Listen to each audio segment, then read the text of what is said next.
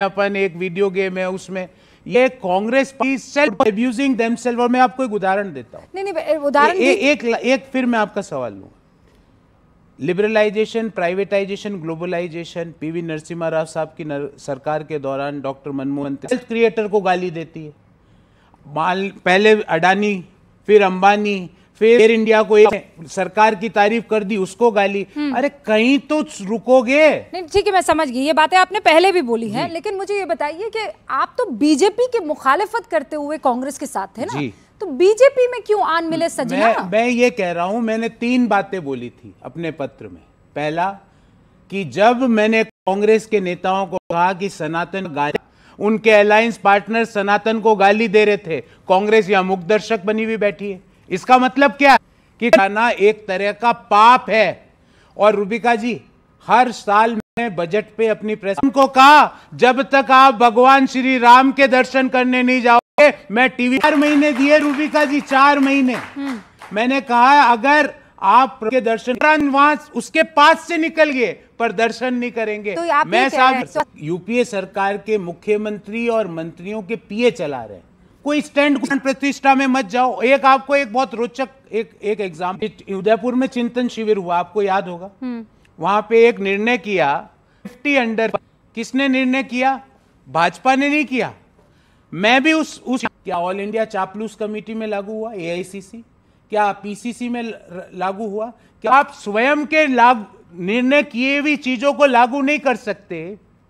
तो देश के लोगों के लिए जो आप निर्णय कर रहे हो, देश आप पे विश्वास क्यों करेगा साहब? अच्छा, मेरे साथ खूब सारे आपने झेले हैं, मतलब सवाल किया तो आपकी तरफ से, इनफैक्ट पार्टी की तरफ से, मैं तो खुद उन बैन लिस्ट में से एक एंकर हूं कि आप लोग जो हैं लगातार कांग्रेस को परेशान करते रहते हैं, उनके ऊपर आरोप लगाते रहते हैं।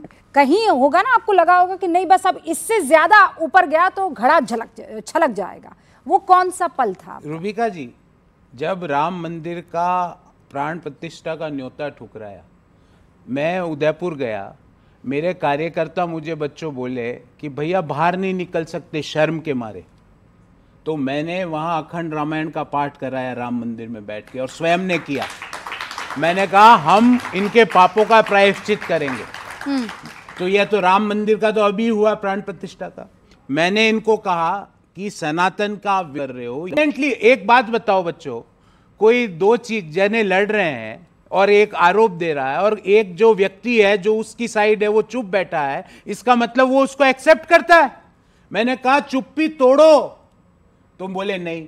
मैं 4 महीने तक रूबिका जी, जैसे मेरे को कुछ नौकरी चाहिए, ऐसे हाथ जोड़ जोड़ के लोगों के घर गया, सारे शीर्ष नेताओं के, कि ये पाप मत करो। नहीं तो वो बोलते क्या है? मतलब जब आपने कहा कि नहीं भाई, वो सुनते हैं, बस सुनते हैं। और फिर कोई आंसर नहीं, उसमें कोई बदलाव नहीं। इसका मतलब क्या है? कि वो एक्सेप्ट कर रहे हैं।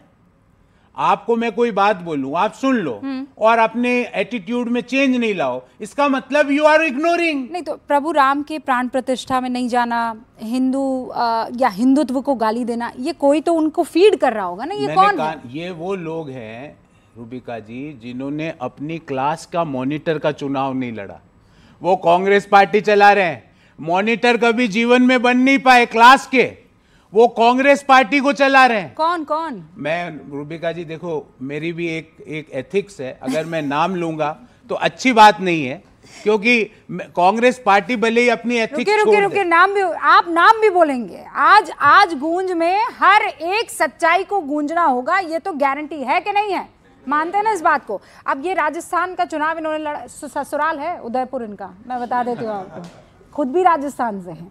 और अब राजस्थान के ही एक पूर्व मंत्री हैं, वो इनके बारे में कुछ कह रहे हैं। कांग्रेस के नेता हैं, जयपुर ग्रामीण से चुनाव लड़ रहे हैं, प्रताप सिंह खाचरियावास, क्या कह रहे हैं? जयपुर शहर से सुनिए क्या कह रहे हैं।